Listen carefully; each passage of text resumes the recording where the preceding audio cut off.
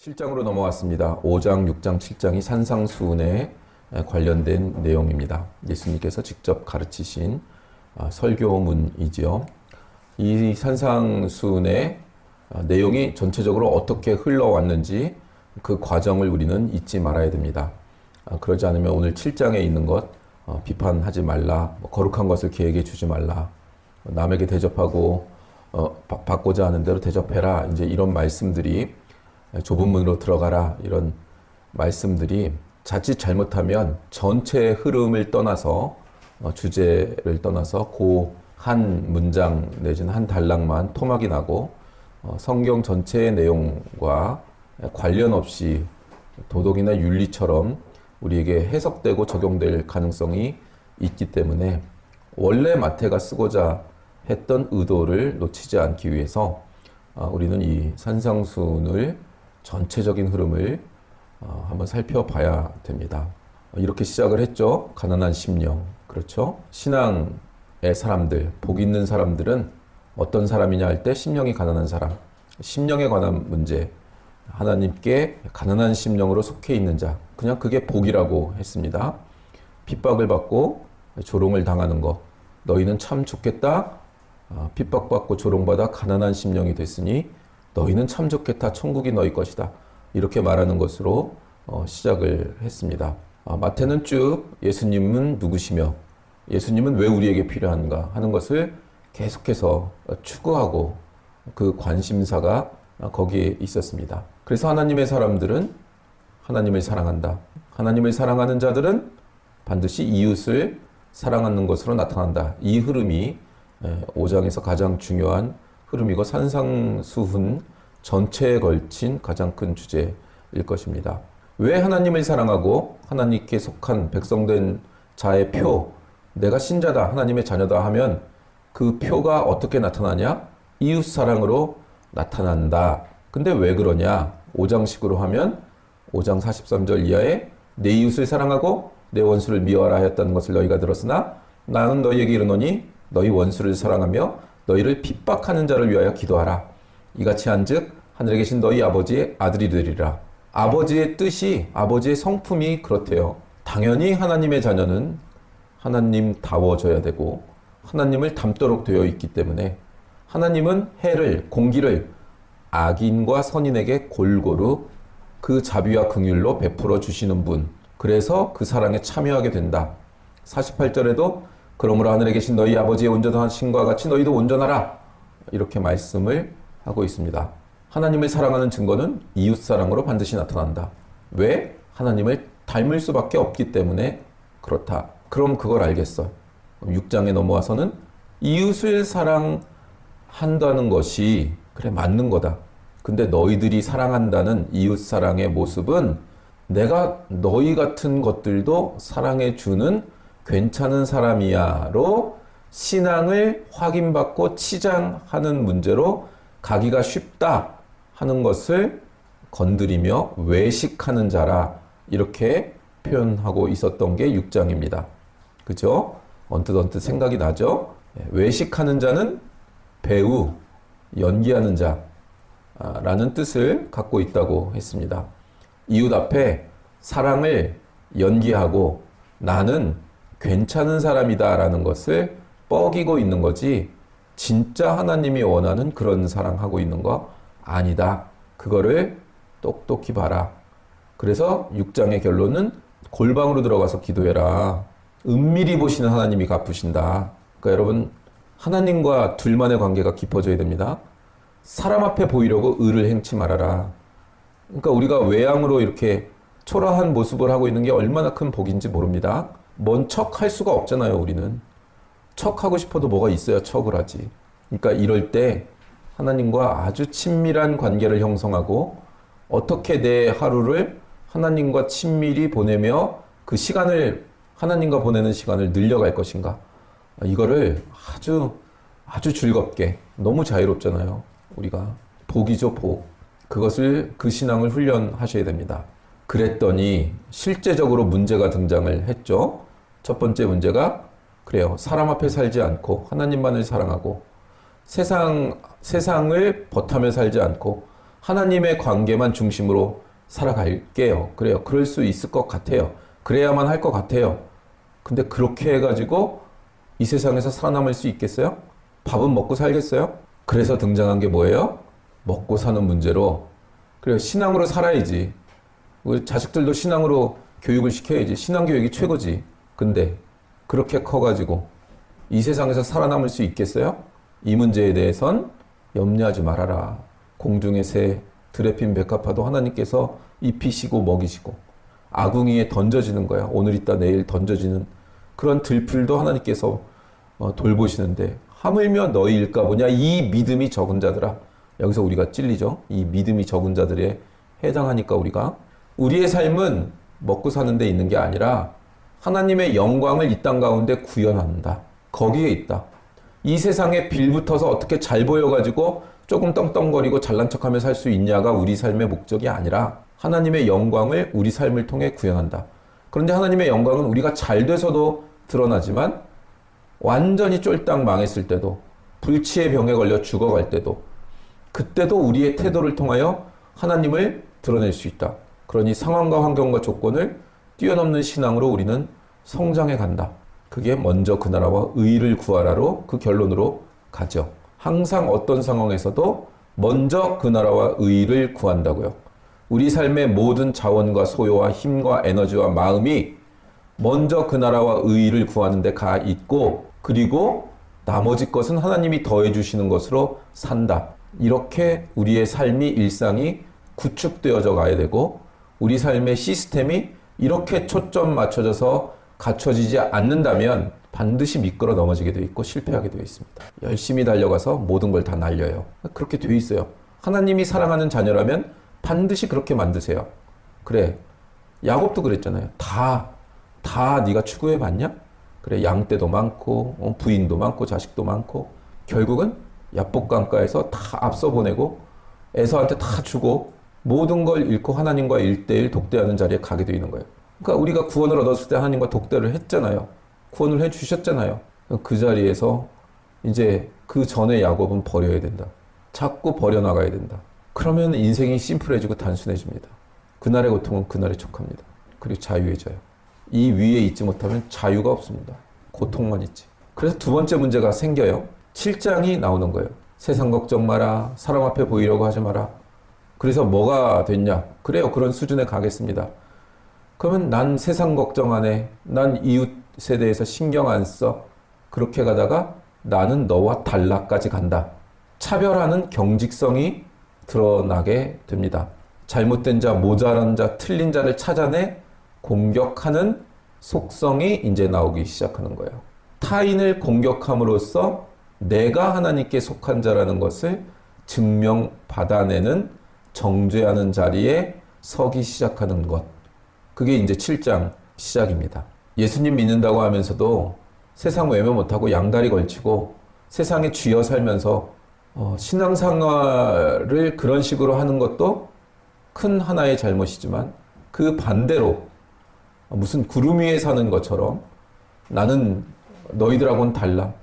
나는 이렇게 영적인 생활을 하고 있어. 나는 완벽하고 절대 실수를 할 수가 없는 사람이지. 근데 니들은 그게 틀린 거야 지금. 이렇게 지적하고 공격하고 정죄해서 혼자 잘난 척하는 것도 정당한 신앙의 모습 아니다. 그게 여기서 등장하는 비판의 뜻입니다. 극단적으로 비평하는 것이에요. 극단적으로 비평하여 정죄하는 것. 그러니까 여러분 분별하는 거랑 다릅니다. 자잘못을 또는 다른 것을 분별하여 예리하게 걸러내고 잘라내고 여러분 암덩어리가 있으면 예리하게 잘라내야 되죠. 그 부위만 암덩어리만 잘라내야 되잖아요. 그건 정죄가 아닙니다 여러분. 이건 구분하셔야 돼요. 너희들은 개돼지고 나는 하나님께 속한 선민이고 이렇게 가는 것 얘기하고 있는 거예요. 그 차별성에 대해서 우리가 일상생활을 살아나갈 때 우선순위 바뀌고 질서도 바뀌고 그런 것들을 분별하여 걸러내고 권면하고 바꿔내는 것. 거기서 다툼이 생기고 갈등이 생기고 그런 걸 정죄한다고 하는 게 아니에요. 그거 안 하고 어떻게 인생 살아요? 어떻게 교육을 하고 양육을 해요? 그런 거 말하는 게 아니에요. 아예 너는 안 돼. 너는 그냥 개 돼지야. 이방인이야. 이렇게 가는 거예요. 그리고 신앙으로 조금 앞서가면서 그거 가지고 잘난 척하는 거. 우린 그래서는 안 되죠. 왜요? 우린 하나님 닮아야 되니까, 하나님을 사랑하니까, 하나님 사랑하면 하나님의 자녀된 표는 반드시 이웃사랑으로 나타납니다. 근데 이웃사랑을 또 당신은 사랑받기 위해 태어난 사람 하면서 구름 위에 있는 것처럼 분위기 잡는 걸 사랑이라고 말하면 안 돼요. 사랑은 지독할 때가 있는 거예요. 지독할 때가. 질투하는 하나님처럼, 질투하는 하나님이 잘라내셔서 70여 년간 포로 생활도 시키십니다. 하나님의 뜻에 안 맞으면, 만민의 기도하는 집, 그 영성이 틀리면 뒤집어 엎어요, 성전을. 예수님은 쌍 욕을 하면서 육두문자를 날리면서 이 개쌍 하면서 독사의 자식들아는 개의 아드님들아 라는 뜻이라고 했죠. 예수님이 육두문자 쓰면서 힙합을 하신다고요. 다 뒤집어 엎으신다고. 그게 사랑이에요. 그래서 그 본질이 사랑에 있느냐 없느냐여야지, 사랑받기 위해 태어난 사람 그 분위기랑 다르잖아요. 이렇게 고급스럽고 세련되게 사랑해줘야지. 본인이 독사의 자식인 걸 모르니까 그러는 거예요. 그거는 얼마나 뿌리 깊게 독사의 자식인지를 몰라서 그 부분을 후벼 파고 잘라내야 되기 때문에 외과 수술을 마취 없이 진행해야 되는 상황도 있는 거거든요. 근데 그건 또 사랑이 아니고 그건 또 안 받겠대. 전쟁터에 나가서 싸우려면 그래 온전히 치료받고 나가서 싸워야 되는데 그건 또 안 하겠대. 분위기 좋은 것만 하겠대. 이게 지금 한국 교회 모습입니다. 생각을 안 해요. 성경을 잘 안 읽고. 사랑이라고 할 때를 잘 이렇게 좀 깊이 있게 사랑을 이해하십시오. 우리가 왜 사랑해요? 요한복음 3장 16절. 자, 하나님이 세상을 이처럼 사랑하사 독생자를 주셨으니 이는 그를 믿는 자마다 멸망하지 않고 영생을 얻게 하려 하심이라. 이건 다 알아요. 이것마저도 잘 모르긴 하지만 이거 다 알아서 망한 거예요. 그죠? 16절밖에 모르는 거예요. 너무 유명해서 16절만 외워. 17절을 그래서 몰라. 이게 성경을 암송하는 건 좋은데 이게 부분만 암송하면 문맥의 뜻을 확보하지 못합니다. 하나님이 그 아들을 세상에 보내신 것은 세상을 심판하려 하심이 아니요 그로 말미암아 세상이 구원을 받게 하려 하심이라. 이것까지 우리가 건드리면 안 됩니다. 분별하고 걷어내고 바꿔내야 되는데 그 분별하고 바꿔내고 싸워야 되는 대성들도 아무리 악한 자라고 하더라도 구원을 얻을 그 가능성과 하나님이 사랑하고 계시다는, 예수님이 재림하시기 전까지는 그 어떤 자도, 살인마도 공산주의자들도 구원 얻을 그 가능성과 그 구원의 복음이 들어갈 그 영역까지 우리가 닫아서는 안 된다고요. 우리가 싸우는 것은 혈과 육의 싸움이 아니고 공중권세 잡은 자들, 그러니까 뭐 공산주의자들, 좌파들, 뭐 살인마들, 그 사람들도 공중권세 잡은 자들에 의해서 정신이 미혹되고 삶이 그렇게 된 것이어서 그 공중권세 잡은 자들과 싸우는 거예요. 그 사람이 변화돼서 복음 얻어야 된다는 사실에는 변함이 없어요. 그건 동성애자들도 마찬가지고.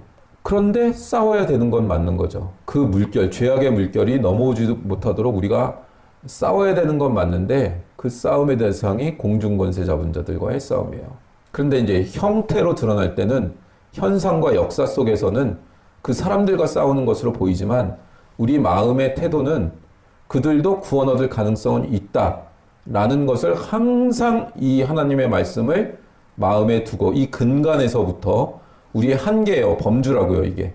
여기를 벗어나는 행동을 해서는 안 돼요. 싸울 땐 싸워야죠. 그죠? 근데 이 정체성을 벗어나면 안 됩니다. 하나님은 정죄를 원하시지 않는다. 구원 얻게 하려고 하신다.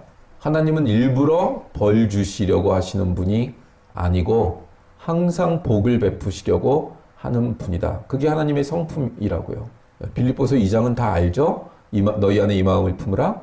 이는 곧 그리스도 예수의 마음이니 그는 근본 하나님의 본체시나 하나님과 동등됨을 취할 것으로 여기지 아니하시고 오히려 자기를 비워 종의 형체를 가지사 사람들과 같이 되셨고 사람의 모양으로 나타나셨음에 자기를 낮추시고 죽기까지 복종하셨으니 곧 십자가에 죽으심이라.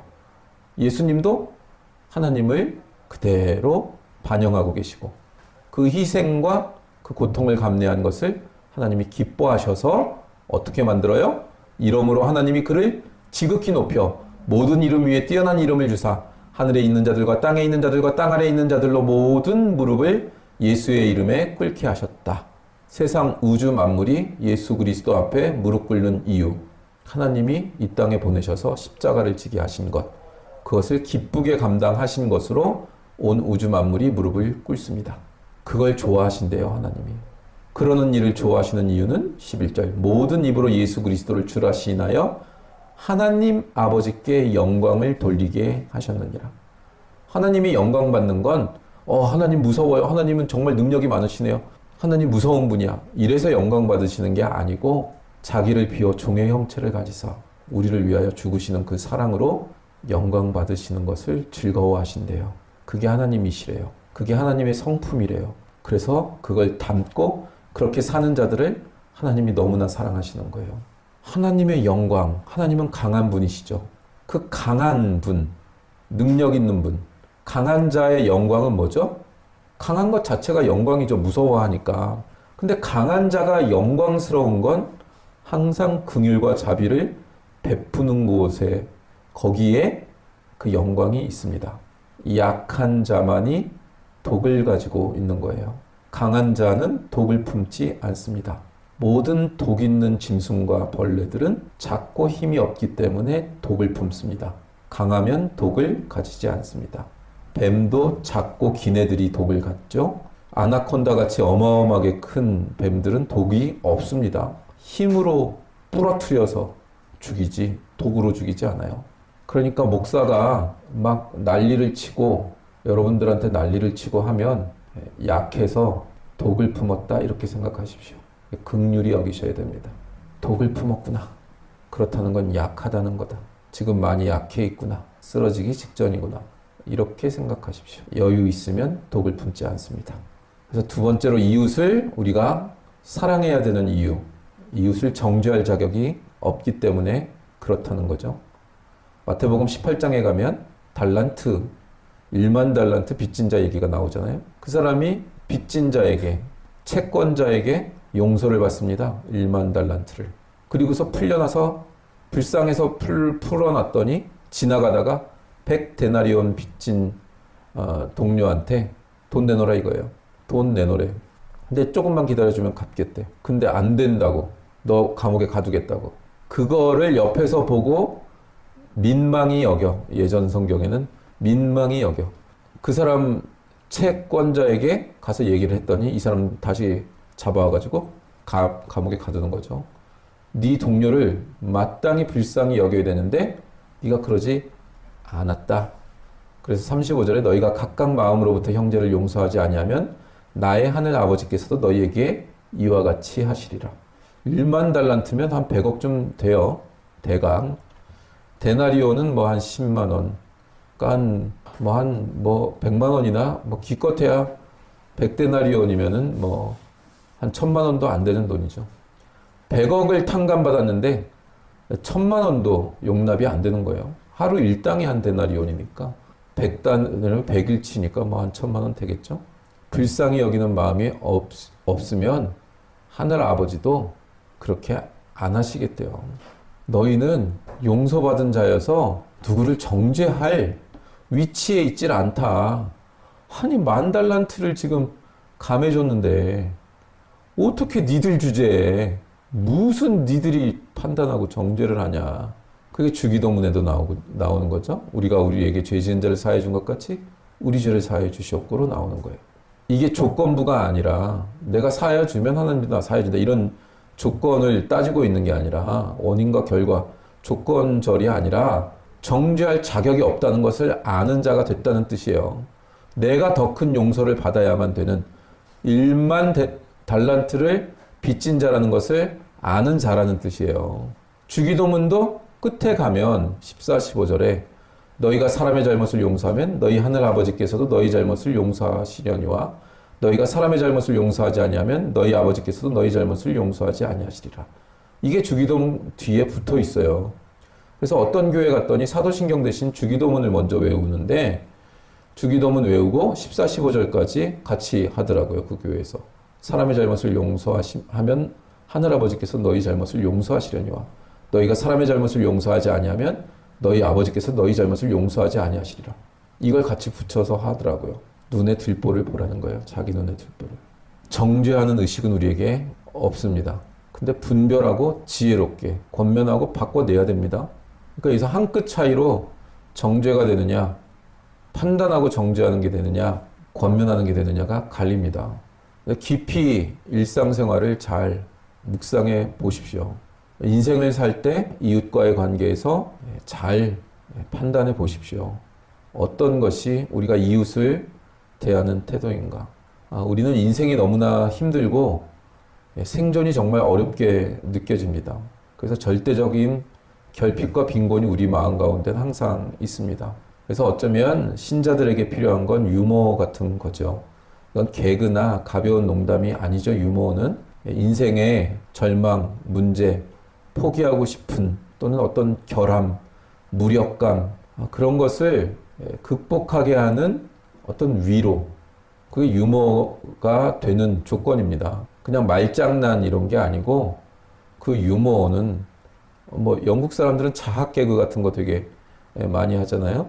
냉소적이고 약간 시니컬하게 자학적인, 자기학대적인 그런 유머를 하는데 우리 성품 속에는 이 유머에 대한 감각이 있어야 되고 정말 우리가 유머를 놓치는 순간 내가 정말 다 왔고 기진맥진했구나.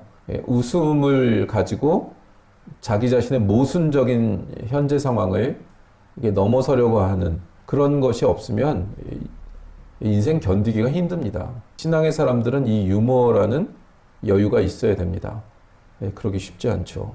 마치 진지한 것만 고귀한 것으로 여기는 거는 이건 뭐 장미의 전쟁에도 나오듯이 희극을 천하게 여기고 비극만 귀하게 여기는 것. 그거는 이 세상을 만드신 하나님의 원리와 그렇게 맞지가 않습니다. 이지선 자매가 얼굴이 다 흉터와 화상 자국으로 있어도 말할 때 보면 얼마나 유머가 있습니까? 예수님이 어떤 일 시키고 어떤 일 시키고 하면 예수님 저 너무 힘들어요. 예수님은 사흘, 꼴딱 사흘 그거 십자가에 매달리셔서 힘드셨지만 저는 수술을 12번 했고요. 예? 화상 속에서 지금 십수년을 이렇게 계속 성형수술하고 바꾸고 이러고 있는데 예수님은 사흘 고생하셨잖아요. 이러면서 대들고 기도하고 그게 대드는 거예요? 귀엽지 않아요? 유머죠. 자기 자신을 다른 사람들 앞에서 또는 자기 스스로를 이렇게 신앙적으로 그 어려움들을 넘어서려는 유머죠. 네, 그런 것들을 참 가지고 있어야 됩니다. 이웃들에 대해서 어떤 글에서 본 건데 예전 얘기니까 국민학교죠. 여러분들은 초등학교 다니고 있고 그러지만 우리 때는 국민학교였으니까 어떤 애가 돈을 가지고 왔는데 잃어버렸어요. 그럼 우리는 어떻게 했었냐? 책상 위에 무릎 꿇고 올라가 모두 눈을 감으라고 하고 정말 용서해 줄 테니까 범인은 손을 들어라. 그럼 분위기 굉장히 무섭게 하죠, 선생님이. 근데 그 긴장감이 있잖아요, 그러면. 근데 또 긴장에 약한 애들은 오줌을 싸요. 이 글 쓴 사람이 슬쩍 실눈을 떴다가 걔가 오줌 싼 걸 본 거야. 그럼 이게 얼마나 창피한 일이에요. 그 글 쓴 사람이 오줌 싼 걸 봤다는 걸 선생님이 봤어. 그래서 옆에 우리 뭐 양동이도 있고 물주전자 항상 이렇게 있잖아요. 그 물주전자에 있는 물을 걔한테 확 끼얹으면서 오줌 싼 애한테 끼얹으면서 눈 감고 솔직하게 손 들고 벌 받으라고 했더니 왜 잠을 자고 난리야? 이렇게 말씀을 해주신 거야. 그러면서 잠 깨우려고 애한테 물 끼얹은 것처럼 그래서 걔가 오줌 싼 것을 덮어준 거죠. 고급스럽죠? 고급스러운 거예요. 이런 게 고급스러운 거예요. 여러분 이웃에 대해서 이렇게 하시라고요. 깐깐하게 구는 것만 맞는 건 아니에요. 근데 훈련 코스 들어가면 깐깐합니다. 근데 여러분들 이웃이 거의 대부분 훈련 코스에 들어온 사람은 아닐 거예요. 해병대 코스에 들어왔는데 깐깐하지 않으면 죽습니다. 거긴 수류탄도 있고 총알도 있고. 질서가 안 잡히고 무섭게 하지 않고 긴장을 풀어놓게 하면 사고 나서 죽는 거예요. 그렇기 때문에 영적인 훈련 받을 땐 또 굉장히 무섭습니다. 평안도 있고 사랑도 있는데 긴장과 두려움이 있다고요. 그러지 않으면 성장하지 않습니다. 인간은. 사랑받는 걸로는 치유되고 회복될 수 있어요. 받는 사랑을 할 땐. 훈련되는 사랑을 받을 땐 무서워야 됩니다.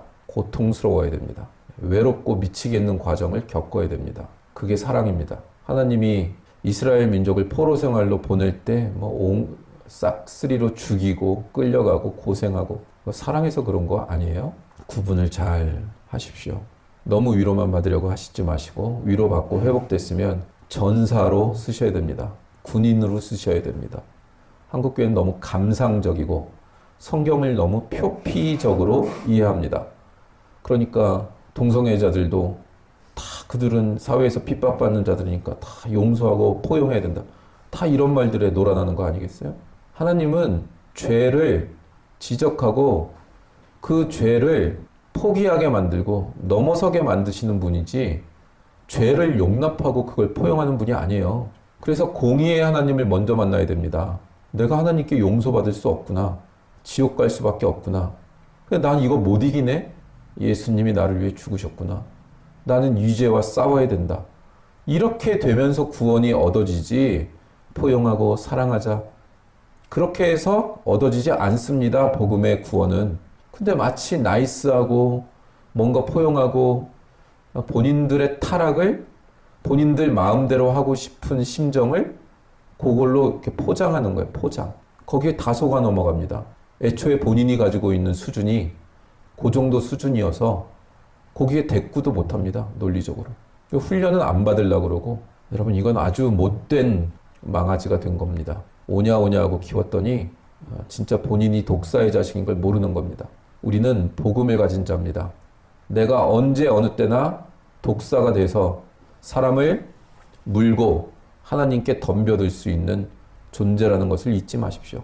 그래서 교회에는 엄유한 질서와 권위의 체계가 있는 겁니다. 권위 주인은 안 됩니다. 권위는 반드시 있어야 됩니다. 이걸 해체하고 덤벼드는 것에 대해서 그렇게 낙낙하지 않습니다. 근데 지금 현대는 그런 시대가 아니기 때문에 점점 신앙이 길을 잃습니다. 우리 가정은 그런 가정 아니니까 포기하지 마십시오. 하나님의 나라의 질서를 어기는 것을 우리는 서로 돌보고 그 바운더리를 넘어서지 않도록 호밀밭의 파수꾼처럼 그렇게 서로 존재해 줘야 되는 겁니다. 호밀밭의 파수꾼 그 너머를 가고 싶어 하는데 파수꾼이 없으면 그 너머로 간다고요? 근데 그 너머가 낭떠러지예요. 철벽이라고. 그래서 못 가게 하는 건데 왜 내 자유를 억압하느냐 그래요. 가다 죽어라 그럼. 그럴 수밖에 없다고. 굳이 말리는데도 가면 어떡하겠어요? 자유의지를 존중하는 수밖에. 조금 가다 돌아오면 다행이고 여러분 영을 깨우시고 우리 자신이 가지고 있는 정체성이 무엇인지 복음이 무엇인지 이웃과의 관계가 무엇인지 잘 정립하시고 한 단계 더 성숙하고 성장한 귀한 성도님들 되시기를 주님의 이름으로 축원합니다.